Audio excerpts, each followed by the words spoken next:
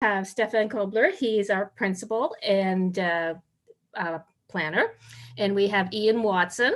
He is also a planner with Upland. A little bit about Upland. They're an urban planning and design firm that we have contracted to do 3 phases of our comprehensive planning exercise called Project Lunenburg.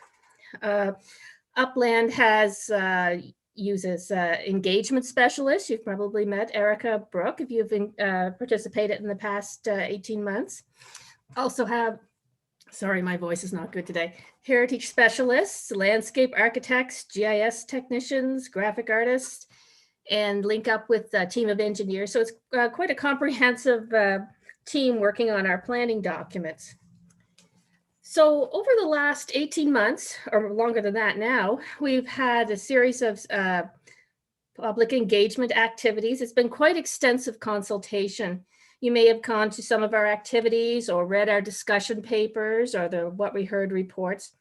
So from all this engagement, along with best planning practices and practices from elsewhere, we have arrived at our comprehensive community plan, which is a strategic plan for the town of Lunenburg. And that was adopted last year by council. So that's our main document. From this comprehensive community plan will flow our new planning documents, which are our municipal planning strategy.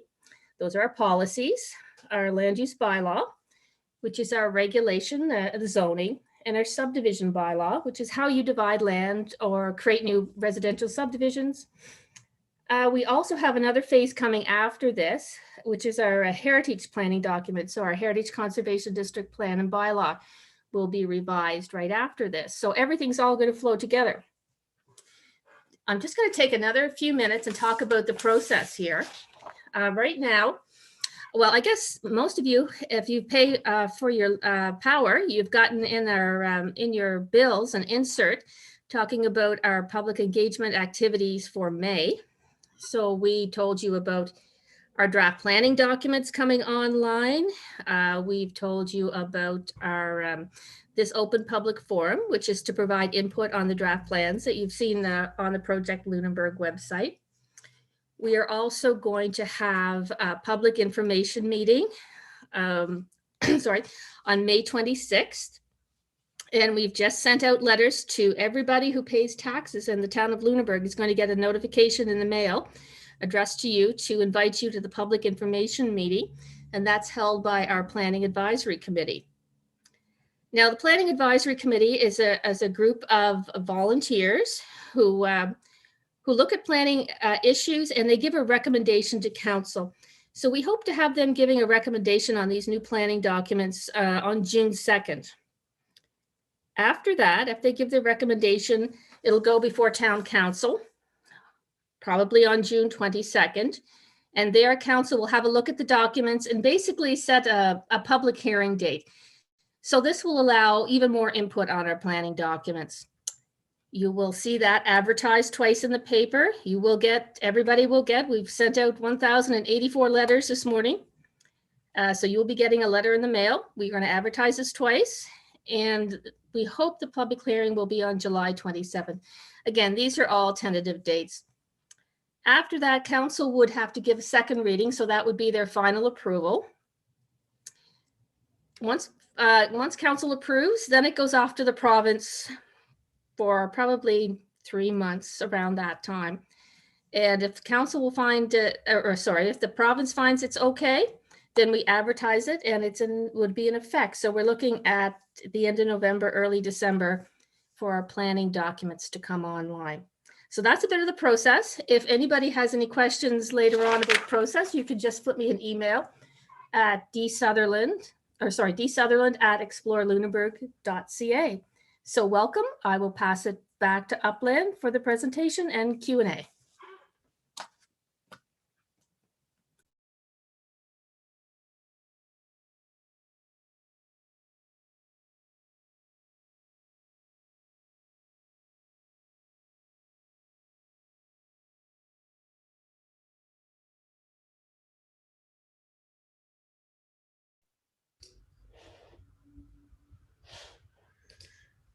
Can you see the presentation, Ian? Yeah, we're all good. Wonderful. Just going to turn it to full screen. All right, take it away. All right. Thank you, everyone, for coming out tonight on what is a beautiful sunny night for a very important project, Project Lunenburg, and the public open house on the draft planning documents. As Don mentioned, I'm Ian Watson. I'm a senior planner with Upland, and I'm here with Stefan, one of the principals and planners at Upland as well. If you haven't used one of these, been involved in one of these webinar formats yet, basically, we're not seeing all your faces, but in order to ask questions about, throughout the evening, there is a Q&A feature which on my screen, it's at the bottom. I assume it's similar on everyone else's. It's it looks like little chat boxes with Q&A under it. You can click on that, and that will put the Q&A in, bring it to our attention, and we'll answer it likely on screen, and then also we'll type out an answer that's there for reference. So, oh yeah, I can't change the screen. Can I? No, I can't control the screen. So yeah. I'll just 1 second. I'll have to go back and forth. Yep. So, as Don mentioned, tonight's kind of the culmination of over a year and a half of work, which the first big piece of that ended up in the comprehensive community plan. And that document, if you haven't already looked at it, is a strategic plan for the town of Lunenburg, and has a laundry list of things that the town wants to achieve over the coming years on a huge range of topics, from housing to public spaces to active transportation, all of those things. And so within those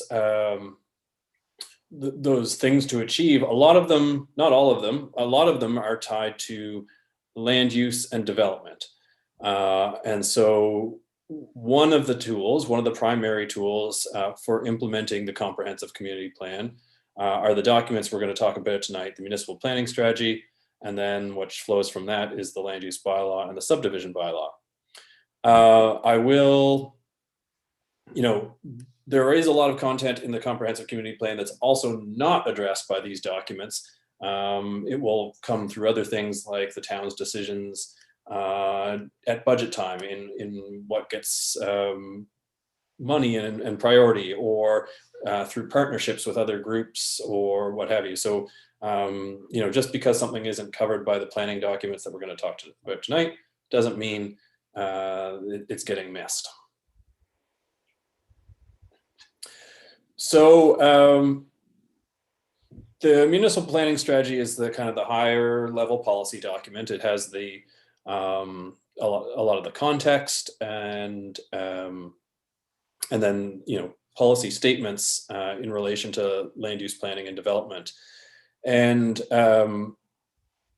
in developing the municipal planning strategy, it was clear from the work that went into the comprehensive community plan that there were a number of key issues that tied directly to land use and development, and needed to be prominent in the municipal planning strategy. So there's a chapter on key issues in there, and the ones that are identified are housing, a working waterfront, sustainable infrastructure, a changing climate, and living heritage. And there's a blurb about each one of those. So as we go through the documents, or as we developed the documents, the planning documents, the goal is to hopefully address those key issues. So one of the key things I think that's really exciting about these planning documents, but is also a little bit of a, got to get your head around it if you're at all used to dealing with zoning, or you've done any development, or even just added onto your house. You've probably dealt with the land use bylaw and with zoning, and traditionally in Nova Scotia, the way that's done is that you have one type of zone. You have your zone. You're in the R1 low density residential zone, or the downtown commercial zone, or whatever it may be. And land use, the use of land, what types of activities we do on that land, building form, the shape and the height and all that kind of thing of our buildings, and the standards for our lots, minimum lot sizes, they're all tied together in the traditional approach to planning in that one zone. And because you're kind of squishing those three things together, often you end up with a lot of exceptions and special conditions required and development agreements and all of that kind of stuff. So Lunenburg, I think, is really unique in how strong form plays a role. Obviously the buildings are a key part of what makes Lunenburg. And in the history of Lunenburg, the evolution of use, what was once a sale shop might now be a art gallery or a hotel, or Lunenburg is evolution in action, and so this was a really exciting opportunity, I think, to be a little bit avant-garde when it comes to planning and take a slightly different approach. So what we've done is, next slide. We've created a bit of a new structure for the land use bylaw in Lunenburg. As far as we know, this is the first time something exactly like this has been done, certainly anywhere in Nova Scotia, maybe in all of Canada or North America. There's different flavors of this kind of approach. You might have heard of form-based code and that kind of thing, but what we've done is we've split each property so that it has 3 zones on it. You have a lot zone, which solely relates to infrastructure standards and the creation of lots, so subdivision. How big do lots need to be and that kind of thing. You have the use zone, which speaks solely to the use on the property. So whether or not it's a residential property or a commercial property, or whether you can have a craft brewery there. And then you have the form zone, which speaks to the shape of buildings and the layout of the site, things like height and setbacks and all of those kinds of things. And what this really allows us to do, and is really exciting, is that it allows us to, first of all, have a really clear structure to the document, so that if you're someone coming to subdivide off a lot to give to your kids or whatever it may be, you only have to look at one part of the document in relation to your lot zone, and you go right there, and that's your priority. On the other hand, if you're opening a restaurant and you want to figure out whether you can do that in the existing building on the property, not changing anything, you're not making a new lot, you're not adding extensions, you just want to know if you can change the use, you go right to the use zone. And if you're building a extension on the back of your house for a kitchen, nothing about the use is changing, your lot's not changing, you can go look at the form zone and get your idea, understand what you can do right there. So that is really exciting, I think, from a usability point of view, and I hope you find that too as you dig into the documents. The other thing is it allows us, because we're not trying to capture all aspects of development in one zone, it allows us to have fewer exceptions. A lot, you're not having notwithstanding this, notwithstanding that in general. And it allows us to have a really fine-grained idea of how the community should develop. So we can look at, for example, Old Town has a very strong form, and that's, that comes down to its lots and comes down to its buildings, but maybe the use is a little more fluid, particularly in the downtown part of Old Town. Whereas you might get in other areas, and what really matters is the use, and we don't care so much about the form. So we can mix and match those to do something really exciting. So looking at what we've done in these documents, and the structure lends itself well, I think, to explaining it as well, is we've created these 4 lot zones, 1, 2, 3, and 4, and they basically, lot zone 1 really captures that very fine-grained small lots that you find in Old Town. Lot zone 2 captures, and if you look at this, if you go on Viewpoint or property mapping or whatever, you can see the growth of Lunenburg and the different size lots. Lot zone 2 captures the era of Newtown and that typical size lot, whereas 3 captures is kind of a contemporary lot standards, and then lot zone 4 is very flexible for things like parks and maybe industrial uses or whatever, where lot requirements might be unique. So for example, again, if you want to do a subdivision, whether it's 1 lot or 10 or 20, you can look right here, see what lot zone you're in and say, oh, there's the minimum lot area I need. There's the minimum lot frontage. That's the distance, road frontage. And one thing that we have done in here that's worth highlighting is that in lot zone 1, which is the one that applies to most of Old Town, there is a maximum lot area. And the intention behind that is to avoid consolidations, quote unquote blockbusting, where you lose that fine grained character of Old Town. So I'm not going to dwell on the maps. These are available online, to zoom in on look property by property, but you can see we have a lot zone map, and again, the different areas of town are broken down by lot standards. Related to subdivision and lots, there's a couple of key points that we wanted to highlight tonight regarding the documents. And one is that the documents have a requirement for development to connect to sewer and water where those are available. So the town is fortunate to have these assets in the ground. And where they are, we want to use them to their fullest. So that requirement is there. The documents prohibit new private roads. So most roads in Lunenburg are publicly owned by the town, a couple by the province, and then there's I think 2 existing private roads.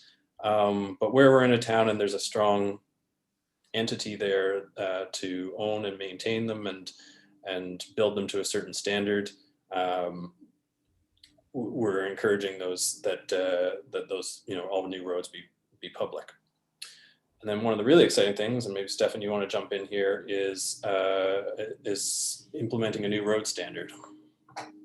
Yeah, so as Ian mentioned, part of our review was also to update the subdivision bylaw, and related to that is a document called Subdivision Standards, and that has a lot of technical specifications, engineering drawings for example for roads. And so we've made some slight modifications to the existing road standards that are related to syncing your standards with the surrounding MODL municipality. And one thing, however, that we think is really exciting, what we've created is one new road classification for a 30 km/h really slow speed road that emulates the types of roads that you would find in the upper residential areas of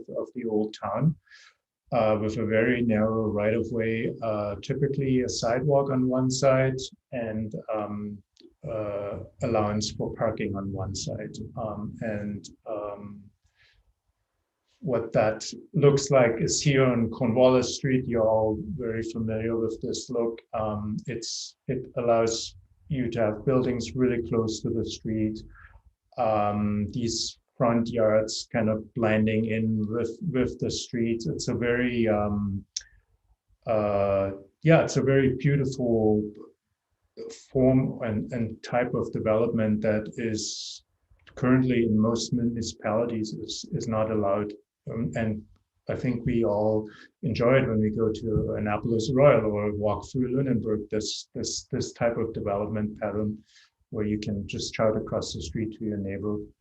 So this is not a requirement to build streets like that. This is an option, and it's also one that saves costs for developers, because it's narrow right of way, narrow pavement width, and we think it might gain some traction, and we're really excited about it.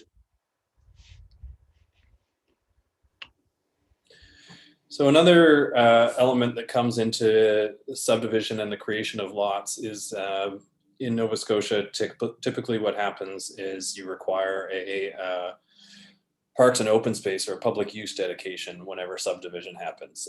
And the intention, of course, is to ensure we're creating new parks and public lands as neighborhoods crop up. Usually the standard amount's about 5%, but we have the ability to go up to a 10% dedication. That's either 10% of the area of land or 10% of the assessed values of the lots that are created. And we're suggesting that's worthwhile doing here in Lunenburg. You know, there's existing parks in the developed areas of town that can always use resources for maintenance and upkeep. And then as the neighborhoods of Lunenburg grow, there's going to be a need for new lands, you know, particularly to the southwest, new lands for public use.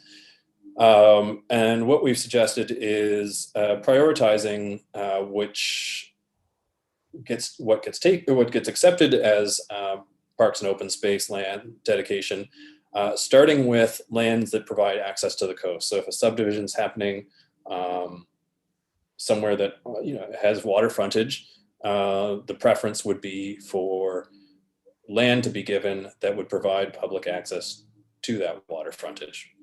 If it's a case where it's not waterfront land and subdivision is happening, we would prioritize a cash dedication if we're within a distance of an existing public park to allow reinvestment in those parks and not necessarily create new public land where it's not needed. And then outside of those two situations, the preference would be for usable land to create new parks. I see we have a Q&A. So yeah, maybe do we want to take them now, Stefan, or do we want to? Let's collect them until the end. Okay. Yeah. We'll make sure all of these get answered. Yeah. Okay. Next slide, just 1 second. So that is the basic structure in relation to lots and subdivision. And again, we'll certainly take questions as we get to the end if there's any questions about that. And obviously there's many finer details that we'd be happy to talk about, but we just want to hit the high points tonight. So that brings us to the next piece of the equation, which is land use and what the activities that take place on a piece of land. So we've created a number of use zones. Some of them, relatively closely mirror existing zones in Lunenburg. Some of them are relatively newish, and there's them there. I won't read them all out. And so again, you can see there's a very different map here. This is the use zoning map that you can look up your property and see what can I do on my land, on my property. And sometimes that aligns with form, with the lots or the form, because often those things go hand in hand, but it doesn't always. So then within the land use bylaw, we have a number of tables that show you quite quickly at a glance what it is that's permitted on a piece of property. So if it's got a P, it's permitted, and then if it's got a number there for the dwellings, it's how many dwelling units would be permitted on that piece of property. And so the places, I think this one's worth calling out, that where it doesn't have a number, it's just permitted, and where you're gonna have a cap there or a constraint is whether you get into the form side of things, and it's like how many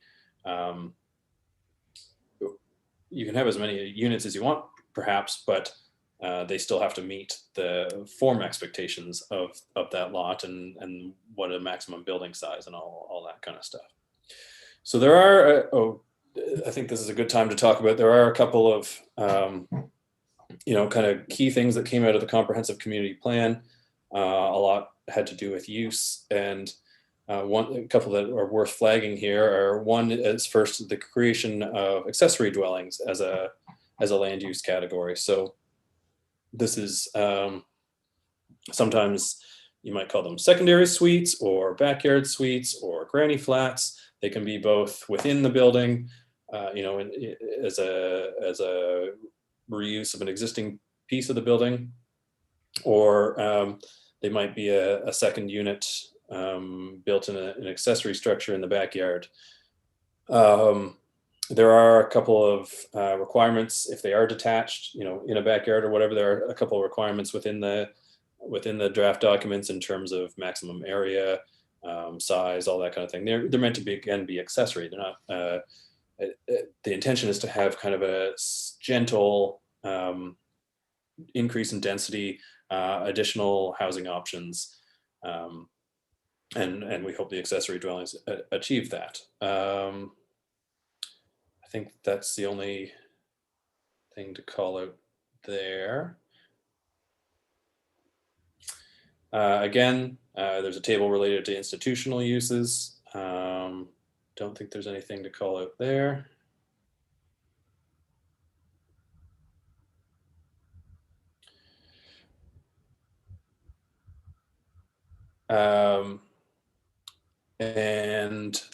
So commercial uses, there's a couple things to flag here, I believe. Let me see.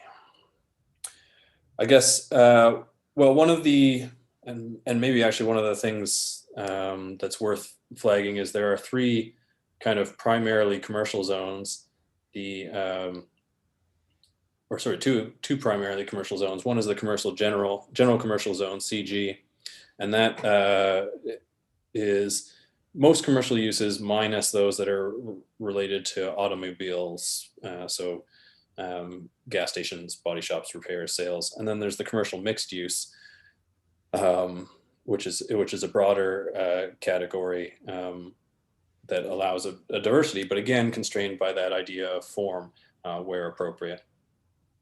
We have the marine industrial zone continues to exist on the working waterfront, as well as a waterfront zone in those areas of the waterfront like the museum that aren't industrial, but still have that tie to that working waterfront and prioritizing that.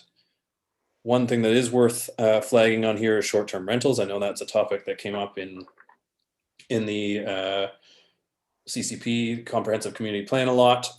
So a number of the recommendations in the comprehensive community plan in terms of regulating short-term rentals are not necessarily addressable through the tools that are in a municipal planning strategy and land use bylaw, things like limiting them to primary residences and that kind of thing. So there's still all these, tools and approaches that are suggested in the CCP that are still to be enacted through other methods. And the land use bylaw and the municipal planning strategy address them to the extent that they can. So basically what it is in these documents is we limit them to one per property. So, and where they are permitted, and they aren't permitted everywhere. And then other aspects of regulation would come through other tools.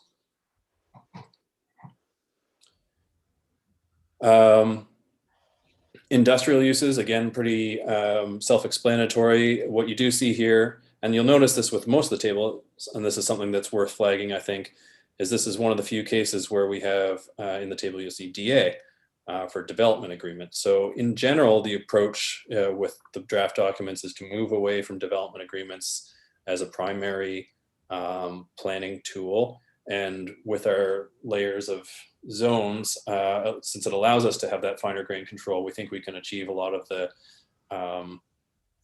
control that you get from a development agreement through zones instead.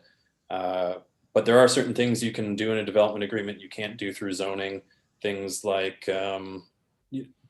more performance-based things like hours of operation, or perhaps requiring specific environmental controls, scrubbers on stacks, on emission stacks or something like that. So one of the few cases where we do have that is here for the heavy industrial, and then that links back to a policy in the municipal planning strategy that gives council guidance on, okay, you're going to consider one of these development agreements. What do you consider before entering into one? Other land uses, again, a couple of key things here. Urban agriculture, there's a clear, these documents clearly address things like community gardens, backyard chickens, beekeeping, and related structures. So there are permissions in there for, I think it's 5 backyard chickens, and for bees, with controls on where structures can go and that kind of thing. There's also acknowledgement in the documents of things like solar, both accessory solar, on your rooftop or in your yard, supplying your home, but also solar as a commercial scale business, as a standalone use of land, and having the ability to consider that if necessary.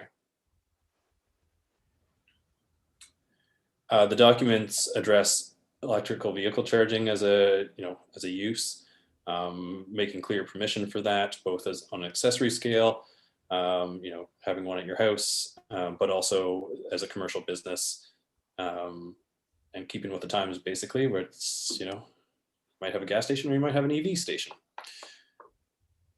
Yeah.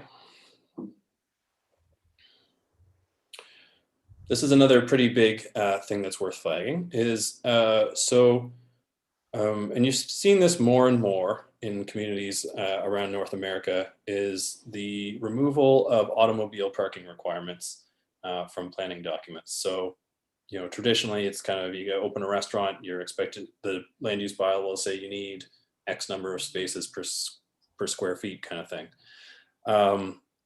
As we got into it here, we had a whole table of, parking standards ready to be implemented, and then started to look at exceptions, and that, well, you don't necessarily want to require them in Old Town, because you don't want people tearing down buildings just to accommodate parking. You don't want to force people to tear down buildings, or more likely just not open the business they want to open because they can't meet parking standards.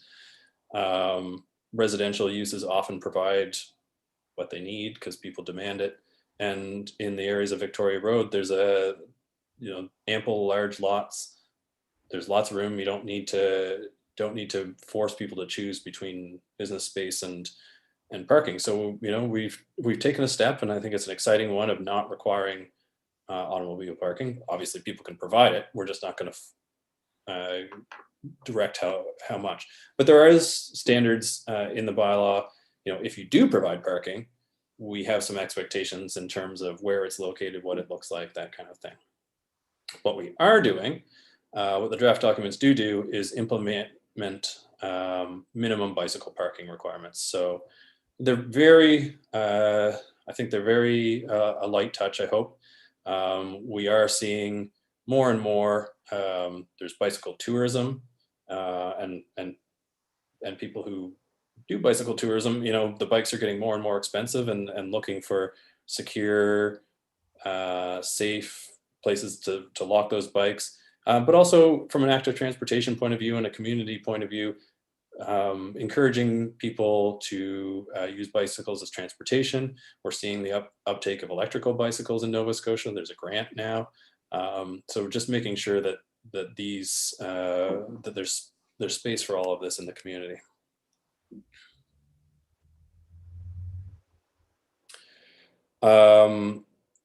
One of the things the drafts do in relation to uses is expand the time period for non-conforming uses. So basically what that is if you have a use that existed prior to planning existing, land use planning is a relatively new thing in Nova Scotia, or that was permitted under an old document and isn't permitted now, you'd be deemed non-conforming. You're allowed to continue. The Municipal Government Act gives you protections, but traditionally, if you discontinue that use for more than 6 months, you can't start it up again. That's not always realistic, and people are usually pretty accepting of things that are already there. So we've extended that to 12 months. We also have a provision in there to allow for expansion or conversion of a non-conforming use by development agreement. So basically, if your use is expanded or existing, you can potentially expand it, or you could switch it to another non-conforming use that is less impactful by development agreement. And the expectation that council would be looking at through the policy here is that we're going to improve the situation in relation to this non-conforming use, that there's going to be equal or fewer impacts, basically. All right, form. Yeah, so the form zones that Ian mentioned are very much take their cues from the historical growth of Lunenburg since 1953. And for those of you who have either read the discussion papers we published or been part of the engagement process, you may remember that we took a pretty deep dive into trying to understand how Lunenburg evolved. And so based on this growth that you see here in these little diagrams, we created form zones that both protect the character of these areas, but also allow for new urban design standards in currently undeveloped areas of the town. So we have, I think, altogether 13 form zones. Here are a few shots of the 3D model we had built for the comprehensive community plan, that gave us really an opportunity to understand the makeup of these various areas. And so based on these, we have, for instance, now an Old Town 1 form zone that is really the dense central business district of Old Town, near the waterfront. And then as we move further up the hill, Old Town 2, which is the original street grid from 1753, really small lots, buildings built up to the street, a very, this old neighborhood Lunenburg feel that for which the town is known all over the world, really. And then as Lunenburg grew further, we had Old Town, we had parts of Old Town and also New Town developed with even larger lots and buildings, different types of buildings, different setbacks, different heights, and so on. This continues throughout the towns. So we have, as I mentioned, we have these 13 zones here. And in addition to what are the kind of traditional areas of Lunenburg, we created some areas that allow for larger multi-unit buildings, which is something that is currently clearly a shortage in Lunenburg and throughout communities and throughout Nova Scotia, where for example, empty nesters, older folks who want to stay in the community, downsize, they actually have nowhere to really go and do that, either through a condominium or an apartment. So we have what is probably the most, in terms of building form, the biggest change is this, I hope, an idea of intensifying Victoria Road. We call that now a Main Street zone. And the idea there is to allow for 6-story buildings with retail or services on the ground floor, built close to the street with parking in the background, kind of like how you would imagine a main street and how you would have seen it in other places. And then also another area further to the west where, again, we allow for larger 6-story buildings. Again, in the Old Town and New Town form zones, we very much took our cues from the setbacks that are currently there. What we've added is a maximum setback in these areas. So if someone builds a new building, they can't just set it back really far from the street. And there's a mechanism in the current bylaw that's a little more vague. We basically just analyze the minimum or the maximum setbacks in these areas, and those are numbers, the 4 meters, 6 meters, that are 10 meters that are consistent in those areas, consistently found. And then again, in the main street, we want to achieve, as I said, we want to have buildings close to the street, so you have a really pleasant pedestrian environment, potentially street cafes, shops exhibiting their offerings on the sidewalk, kind of like you're used to from the Old Town. And again, in that area, we create a maximum setback. So you can build your building far away from the street, put your parking in front of the building, create these large swaths of asphalt parking, and that typically result in a really not a very friendly pedestrian environment. And then in the marine, community, industrial zones, those standards are much more relaxed. So you want to be able to, as industry and light industry, as businesses, to obviously have a functioning business. So no change there really. Accessory buildings, as Ian mentioned, those are typically garages and things like that, but we allow now in certain zones for also accessory dwellings, and they would have to adhere to those setbacks. And then lot coverage, we have, so in the Old Town, you have pretty much buildings taking up the entire lot. So this is when we talk about, when we say lot coverage 100%, that's what that means. There's no extra space on your lot, essentially. In the other residential areas, we have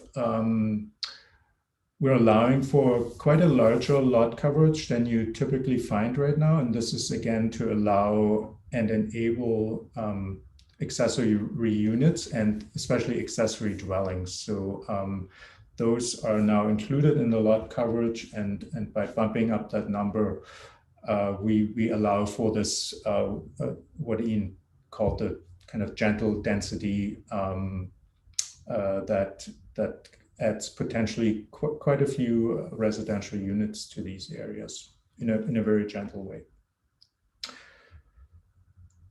Outdoor storage. So what outdoor storage is, this is not the storage for your typical residential use, your firewood and things like that. This is outdoor storage that is not related to your residence. So that's typically not permitted in residential areas.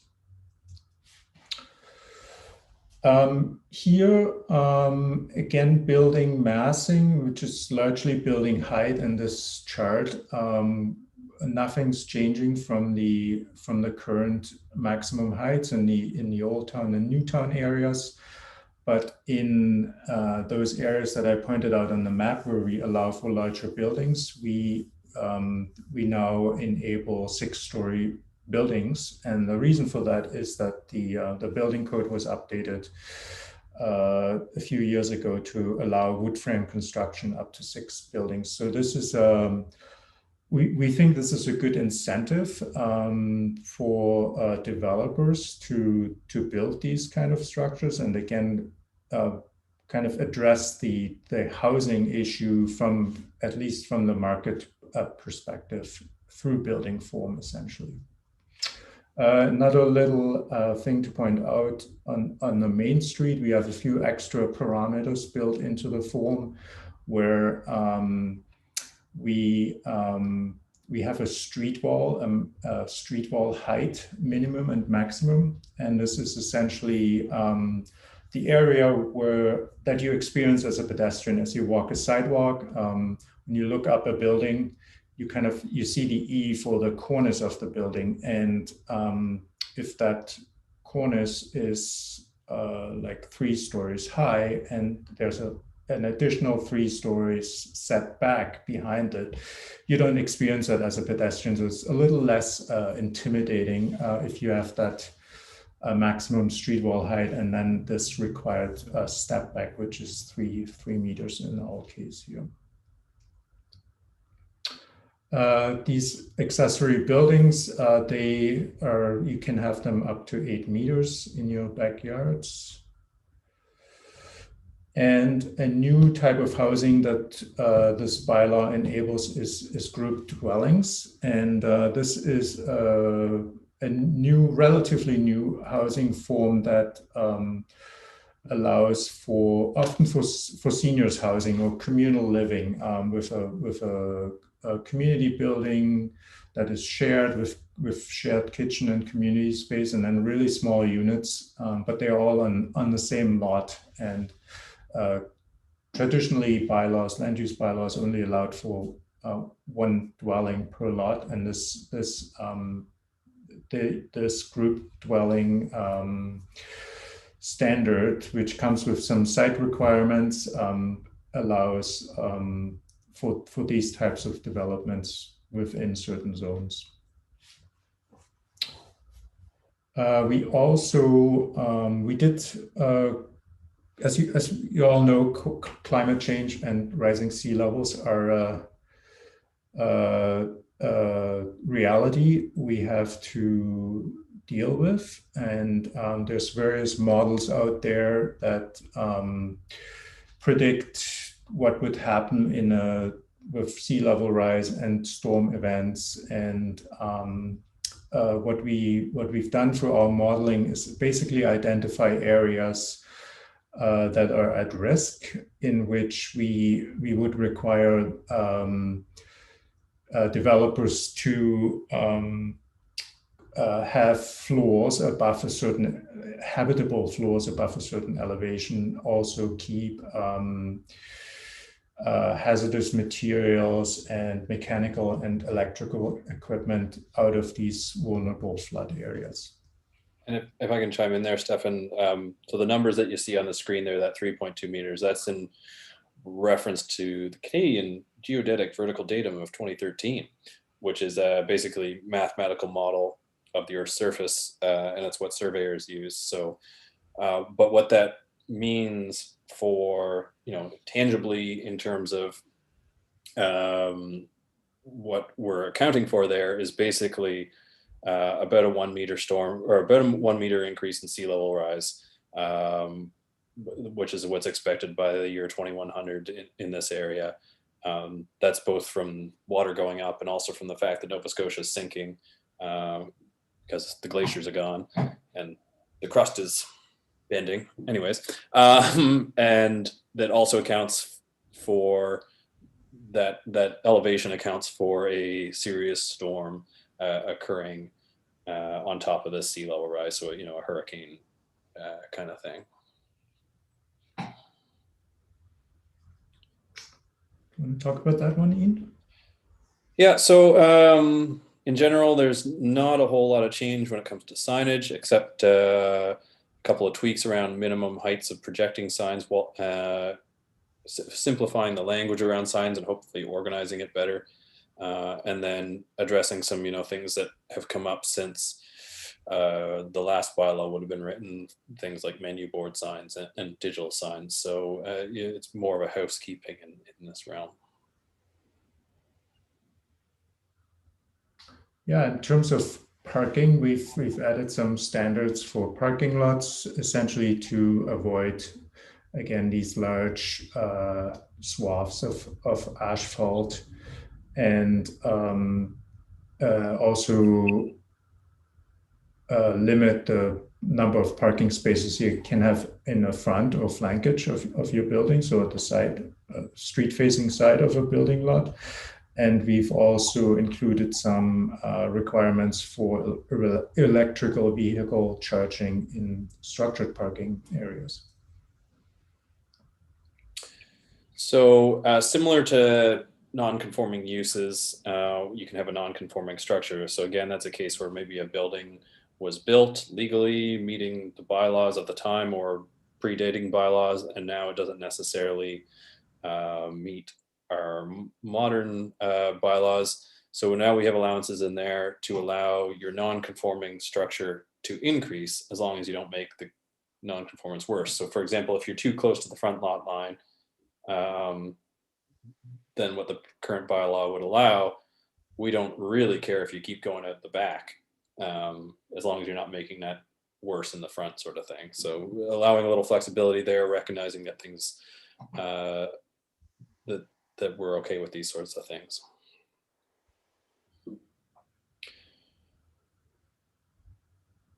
So you know, one of the key components in Lunenburg obviously is the heritage bylaw and the architectural control area. They're in the existing planning documents. With these drafts, we have not changed them, other than to, I think, you know, move where they are in the document basically, and fit them into the current structure.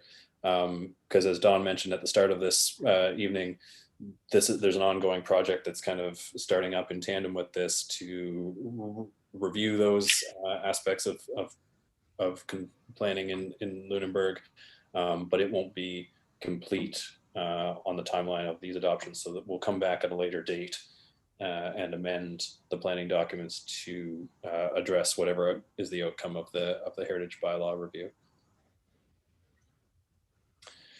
Another big, you know, from a usability and a housekeeping point of view, we've updated all the definitions at the back of the documents, and hopefully to make things easier for you as users and for the town, put in supporting illustrations where helpful. So there's a, for example, an illustration of a flag lot. Excuse me. So that, in a nutshell, is kind of the structure of everything we've done and some of the high points. And obviously, there's a lot more content in these documents. There's also, you know, the question of how does this affect my particular piece of property or whatever. So over the next week, I suppose, we've already had a lot of feedback on the documents, a number of emails that we're collecting. We certainly, well, we have a number of questions tonight that we're about to get to, and we certainly encourage you to take the time, go through, digest what, you know, everything that's being presented, and send us your comments and your feedback. And if you have, you know, if you have questions in terms of how does this affect me specifically on my property or property I'm looking at or whatever, I think Don, you said you'd be happy to talk to people about that. So the intention right now is to take all the feedback we're receiving this week, and that we've already received, and review it with the Planning Advisory Committee on the 19th. And then, as Don mentioned, there's a public information meeting hosted by Planning Advisory Committee at the end of the month.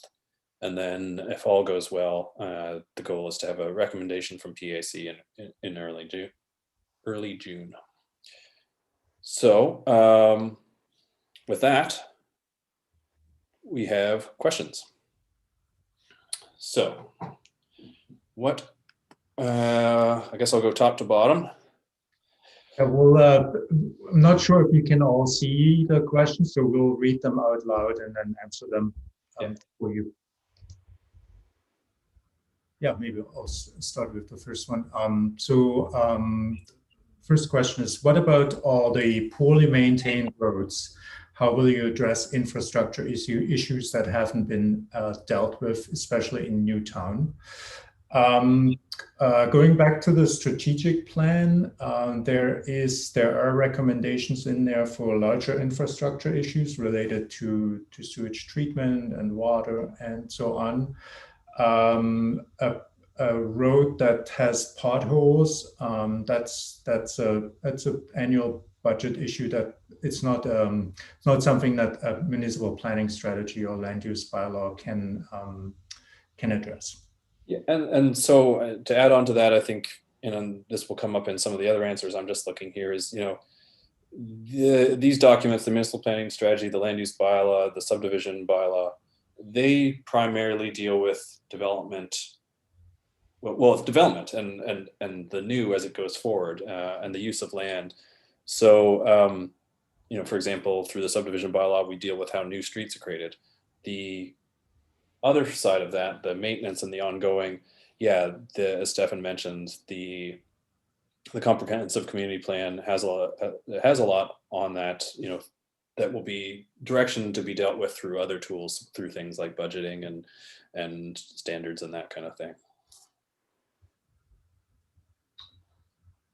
Next questions is related to flag lots and cul-de-sacs. So if the question is, if land for housing cannot be accessed by any other means, can flag lots or cul-de-sacs be created?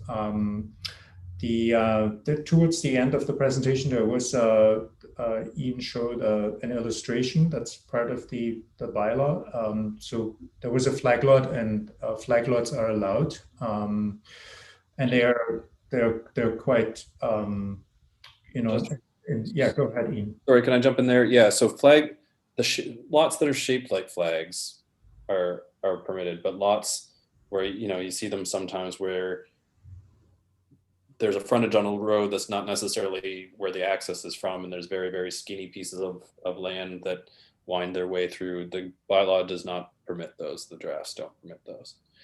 But to this question,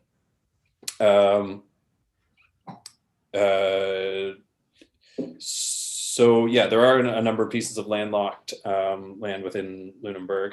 One of the things that we've added to the subdivision bylaw is clear requirements for when you are developing new land, that there be allowances for allowances maintained for connections to adjacent lands, both from a connectivity point of view, just so we don't have neighborhoods that are cloistered off and you only come through one access, and that's really difficult as, for example, as a pedestrian to get where you need to go. So there's that aspect of it, why that's important, but there's also that access point or access part where we don't want to be cutting off land so that it's landlocked and there's houses developed all around it and you'll never be able to get a road in there. So there is a requirement.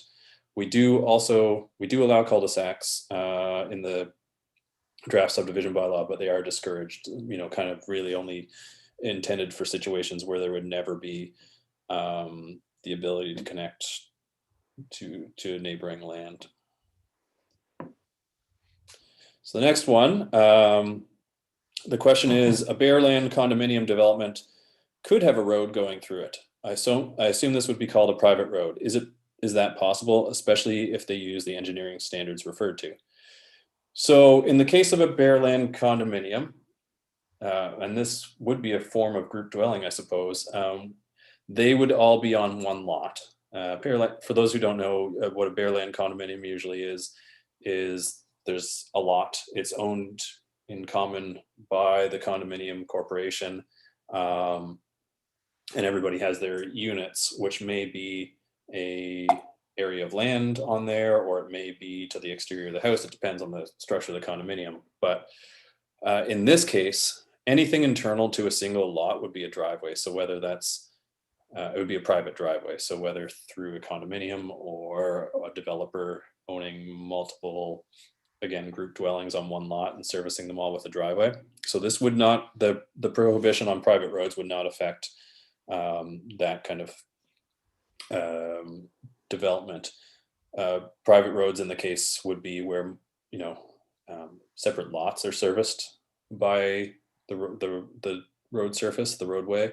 And the challenge there is that often the maintenance, the responsibility for maintenance is can be very acrimonious or unclear. So with bare land condominium, you have a public or a body who has clear responsibility for that maintenance. Or if it's a public road, again, you have the town who has clear responsibility for the ownership and maintenance of that road. So there's no worries there.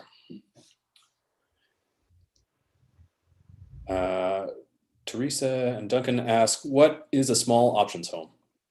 That's a good question. So small options home, maybe I'll read it right out so that we, so I get the definition exactly right. Give me a second here.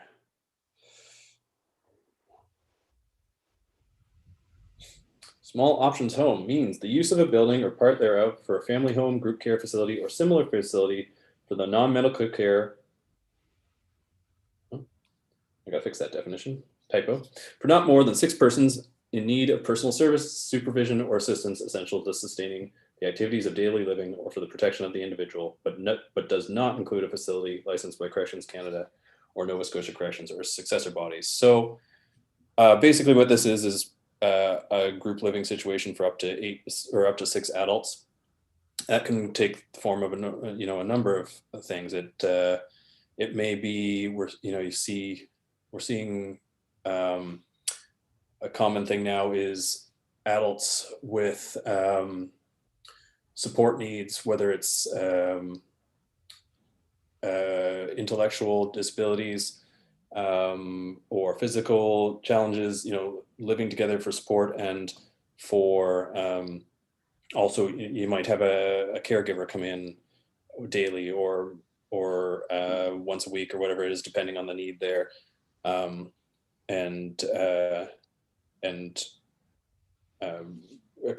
providing the services needed. So basically what it accommodates is these living accommodations that aren't quote unquote traditional, a family in a house sort of thing, and making sure there's a place for everybody in Lunenburg.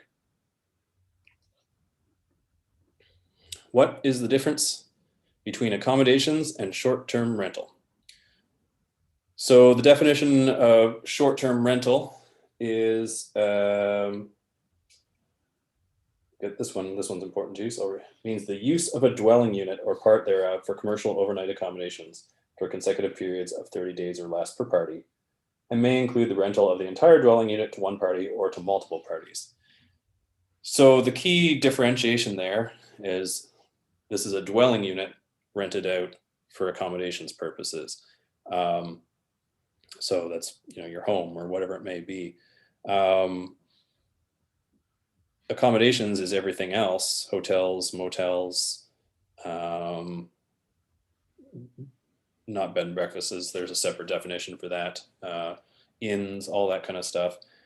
But in that case, the primary purpose is commercial, and you would be meeting any licensing requirements or likely tax requirements as a commercial operation. So one is renting of dwellings for overnight accommodations. One is the business or a main use where it is accommodations. Why is it advisable to permit short-term rentals in residential zones? So this is something that's certainly been going on since the dawn of time. It's very much more visible these days, and certainly grown in popularity as a result of online platforms like Airbnb and VRBO and all of those. So certainly there is what we're seeing is that people are doing it. There's a demand for it, but recognizing that there's also a lot of challenges that come with short-term rentals in terms of impact on housing stock, impacts on neighborhoods, that kind of thing, from turnover and all of that. So why not just prohibit it outright? There are some benefits in terms of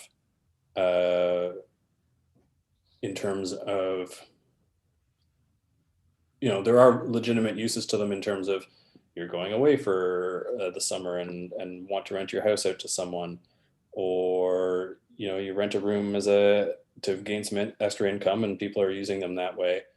So the comprehensive community plan includes a number of other tools that would really suggestions for other tools, things like limiting it to primary residences, that would really be the other piece of the puzzle in keeping it to this smaller scale. So the land use bylaw, as it we address it from the use perspective because that's what the tools we have available in this aspect of the project. But there's other pieces that would address the bigger picture. Okay, the next question is, affordable housing can be created through a number of new and more flexible policies and bylaws.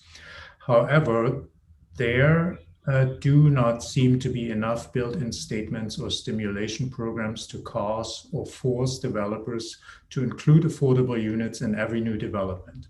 For example, in the same way we are asking for 10% of land to be assigned as green space, can we ask developers to make 10% of their units smaller or architecturally done in a way that is more affordable?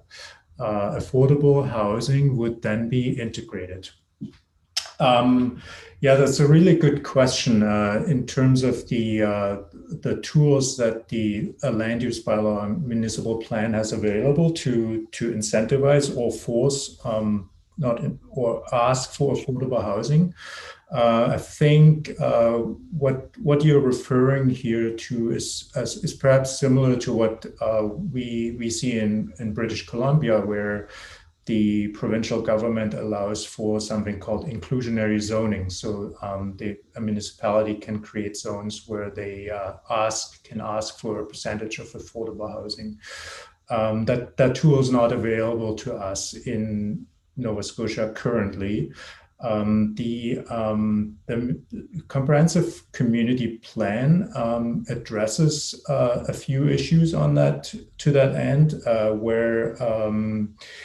where the municipality has a tool to create or ask for affordable housing in other ways. So one of the policy recommendations in the comprehensive plan would be to every time the municipality sells municipal land to a developer, put conditions on that sale and ask potentially for a percentage of affordable housing. That's those of you who are familiar with the Bloomfield site here in Halifax, that's a process that was used here. Municipal school property sold to selling to a developer with conditions on it to create 10 or 15% of affordable housing. But that's currently the only tool to really to make that work.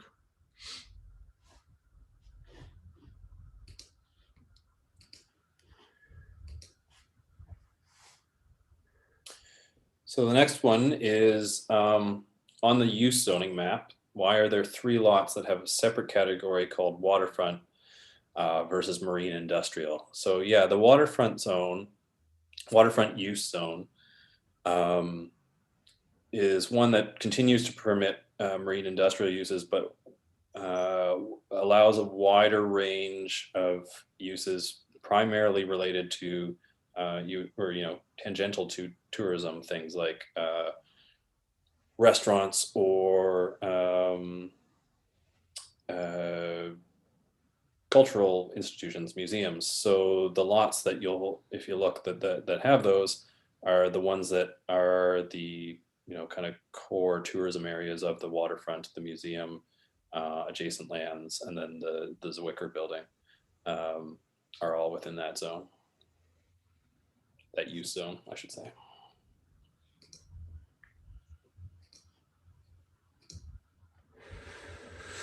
So in regards to working waterfront and environmental implication, how do you plan to do that with the recent reports that 46% of all ocean pollution is directly attributed to that industry worldwide. From an environmental standpoint, how can you do that?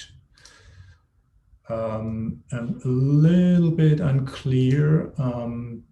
Is the issue trying to address pollution from industry through the land use bylaw? Unsure about this one. Perhaps, Robin, maybe you can send a clarifier as a follow-up question.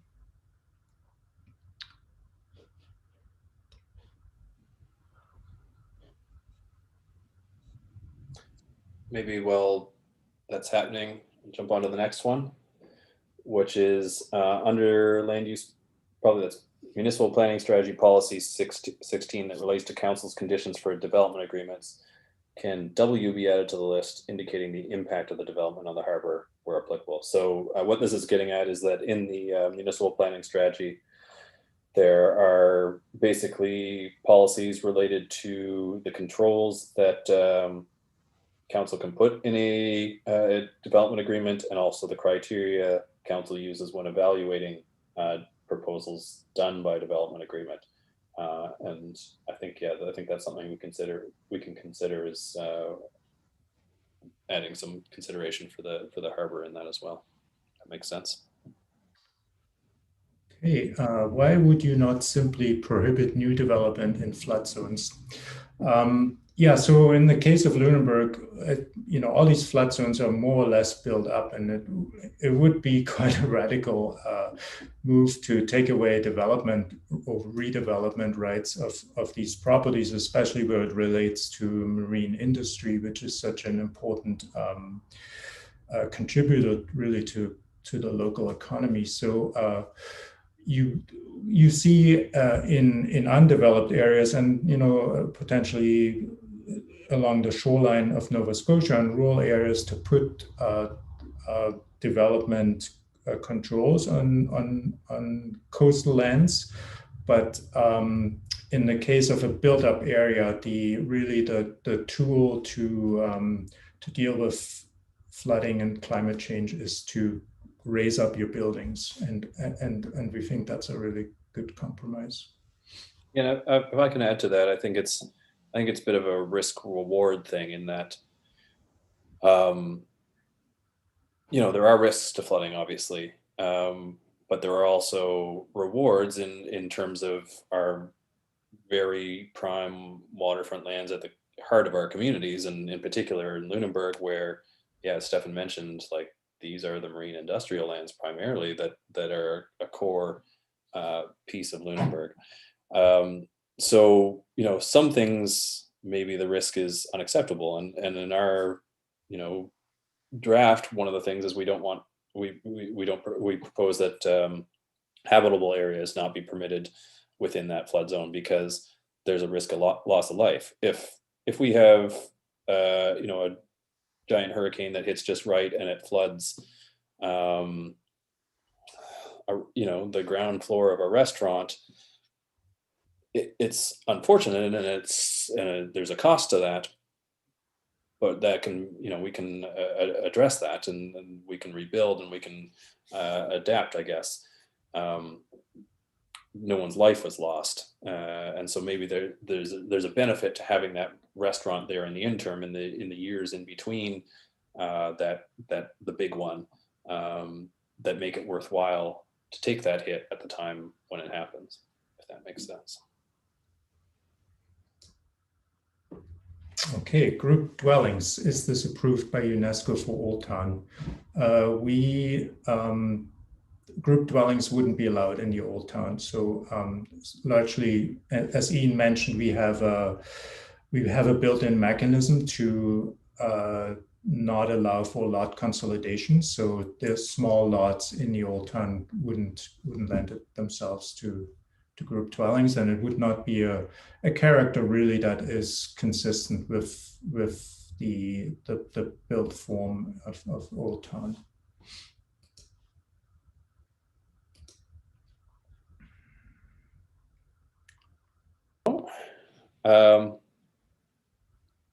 Anne says, I love the focus on bike infrastructure and encouraging non-driving. However, for those 60 plus, biking, even with e-bikes, may not be feasible. Have you considered a slow streets model to accommodate those in the older population?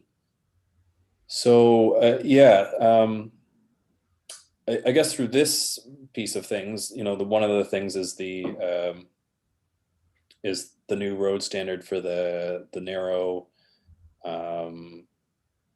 low volume, low speed road. So as new development happens, there's an opportunity there to build slower, more comfortable for pedestrians and cyclists streets. In terms of existing areas of Lunenburg, again, I think that's a CCP thing. And Stefan, does that speak to slow streets at all? Not directly. We have an active transportation map in there. So essentially identifying routes that are consistent with work that Bicycle Nova Scotia had done in Lunenburg, essentially creating safe routes for biking, but we don't have slow streets particularly mentioned in there. The next question, under adaptive reuse of institutional buildings, in order to more sustainably increase affordable housing, when the town sells a building that is slated to be used for residential units, can an automatic condition of purchase and development be that so many units percentage must be created to be more affordable?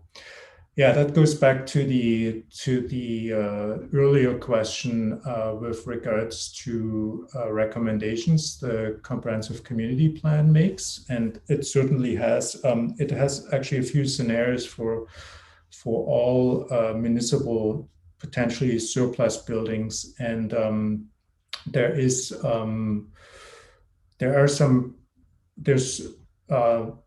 I would say pretty strong guidance or recommendations or encouragement for council to do that. Again, it's not a land use bylaw or municipal planning strategy issue, but it is the comprehensive community plan was adopted by council, and it's certainly something you can keep advocating for as a community based on that plan.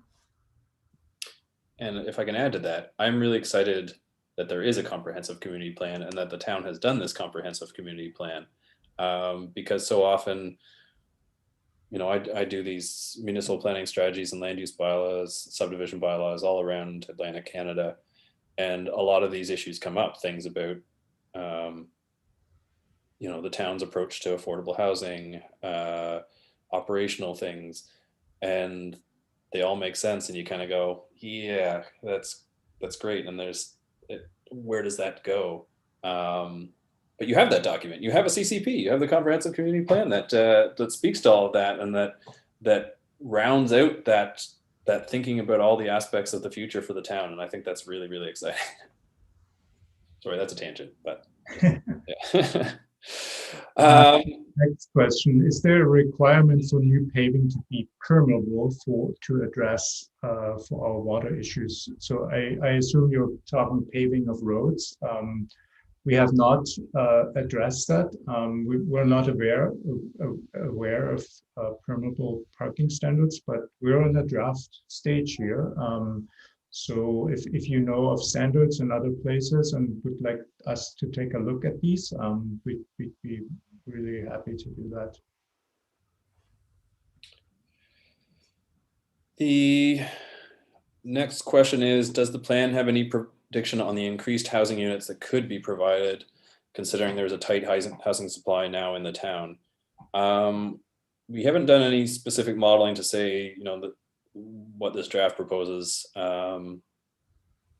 could equal XX, you know, number of units sort of thing. But I would say these documents substantially increase the ability to build new housing in Lunenburg through a couple of different mechanisms. You know, there's the gentle density through accessory dwellings. You'll get some of those. You know, there's a barrier to those. It's a cost, and it's sometimes hard to retrofit into existing situations, but there's an opportunity there, and that's one. But the biggest thing I think is there are new areas of town identified for residential development, and particularly higher density residential development, slightly smaller lots. The road standards, as Stefan mentioned, are a little more, I mean, primarily they're important from a community feel point of view. You know, what we want is our community to be comfortable to pedestrians and everything, but they have a knock-on benefit of that you know, that's a less cost up front and makes development more attractive. And you know, one of the biggest changes I think you'll find in our experience with working in this realm, the planning and development realm, is that the move away from development agreements for larger forms of housing really opens up a lot of opportunity. It's seen as a big risk and a big barrier to a lot of housing developers to go through a development agreement process. So to have really clear standards and clear expectations up front really opens up a lot of opportunities. And the last piece of that is the group dwellings. There are properties within Lunenburg that don't necessarily make sense physically. They're just not possible maybe to include build a new public road and public road standards. And so there are developers whose model is to own the one lot and build a seniors oriented rental development surrounded, as Stefan mentioned, you know, with the community amenities. You get your grass mowed, it's all serviced by a driveway basically. And now that's an opportunity that, you know, I obviously can't say for sure, but I would expect, you know, you'd see some interest in something like that. Okay, next question is, what method was used to designate difference in development period for Old Town 1 and Old Town 2? Specifically, lot on northwest corner of Pelham and Hobson appears to be Old Town 2, even though current house was built in 1832 and there was original cabin built on part of lot in 1753. That's an interesting one. So we can't really answer a lot by lot question. You will certainly look into it. Generally, to your question, that differentiation was based on historical documents. Lunenburg has a wealth of studies related to historic development that many of which we read, and we tried to do our best to capture it, but there might be on the finer grain on these boundaries, there is very well a chance that, you know, we missed a lot here and there. So we'll definitely look into this and follow up on it.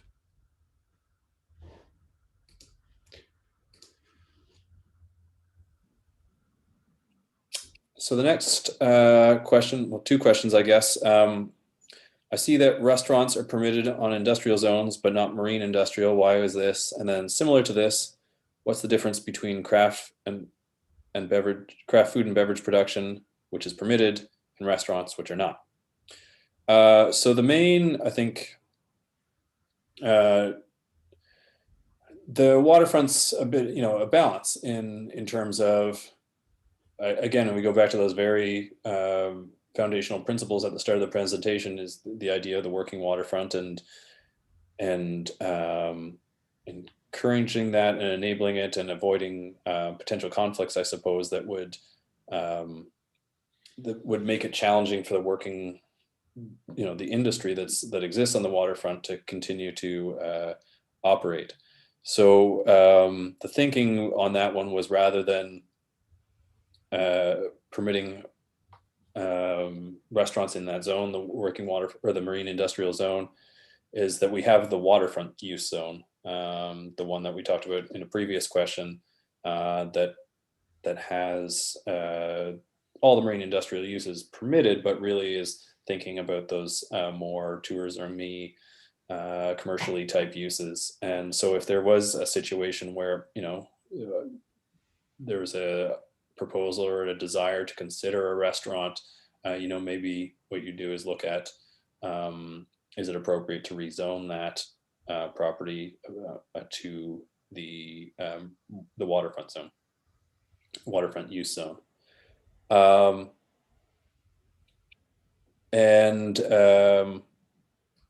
Yeah, so the craft food and beverage production, which is permitted, so that would be primarily breweries,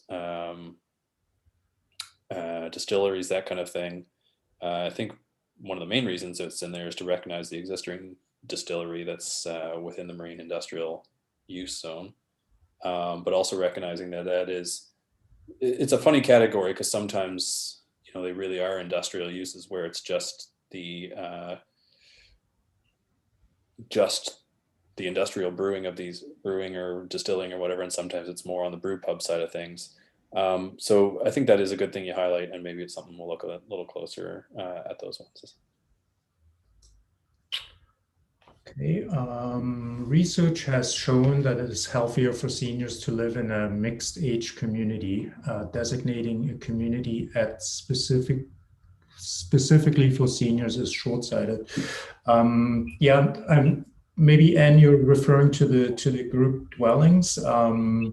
If that's the case, the idea behind those small grouped seniors communities is that they are integrated into neighborhoods and surrounded by families of all types and ages. They're not a seniors home tucked away at the outskirts of the city, how we often used to build them. So in terms of that integration, and especially with Lunenburg being this tight-knit community where if these seniors are still mobile, they can still walk downtown and do their shopping. And I see a follow-up question from Anne. Yeah, I think to be clear, and I think that was my comment in relation to the group dwellings.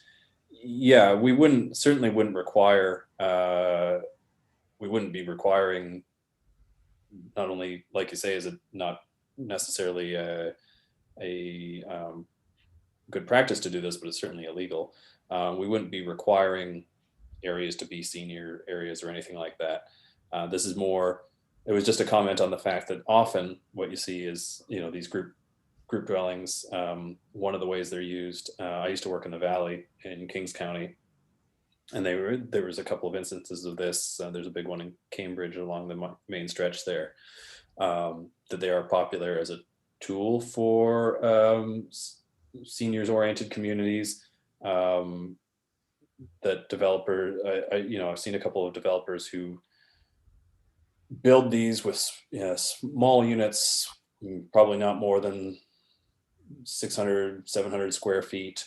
They're relatively affordable because they're small, in a clustered community and they target them at seniors as an independent living situation. You can live on your own. You're not in as Stefan mentioned, you're not in a seniors facility. You still have a garden that you can tend, but you don't have to deal with the maintenance and all that. So they're popular for that. It's not the only use of group dwellings. Another one you could see is for example, if you're familiar with the Treehouse development in Bridgewater, the Treehouse co-housing in Bridgewater, there's another example where this group dwelling ability would enable something like that. Okay, we have a question here about so the difference between Old Town form and marine form often overlaps in one way or another with mixed use or marine industrial uses. Does that add restrictions to these lots or allows more fluid application of bylaws? So we're strictly talking about form. The form in the marine zone is quite relaxed as I mentioned earlier, to really allow these marine industrial uses and buildings to be on the side where they make sense for the industry. in the old town, we have much stricter code for the form. So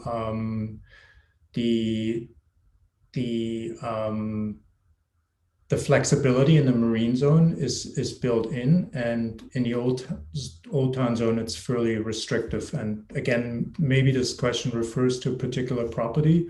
That could be also, you can send us questions via email, but essentially that's how those two zones interact. And I think the later point of that question, does this add restrictions to these lots or allow more fluid application of the bylaws? I think the hope is it's more fluid, and that's what we're kind of hoping to get at with these layers of zoning, the lot form use zoning, is that in some areas, particularly in these transition areas between, the distinct areas of town, we might think it's, maybe it's okay to have a use there, but we want the form to match what's around it. So maybe it's okay to have a small workshop, industrial, light industrial use, a machine shop, for example. The use isn't necessarily a problem if you can squeeze it into the box, the form box that of the area around it. So I think it allows us a little more fluidity in that sense. And certainly if there's particular sites that we need to look at how that impacts it, we'd be happy to do that. Next question, is there a minimum house dwelling unit size? No. We have not implemented that, no. Okay, with that, we don't have any new questions. We still have one here from Robin. If you want to send a follow-up question regarding the environmental impact of waterfront industry. Other than that, we have answered all 22 questions. And certainly, what's the email address, Stefan? Hello at projectlunenburg.ca. Yeah. So, if there's specific properties that you want to ask about, or detailed comments that you want to submit, or if you think of something after tonight, wake up in the middle of the night and say, darn, I wish I'd asked them that. Hello at projectlunenburg.ca.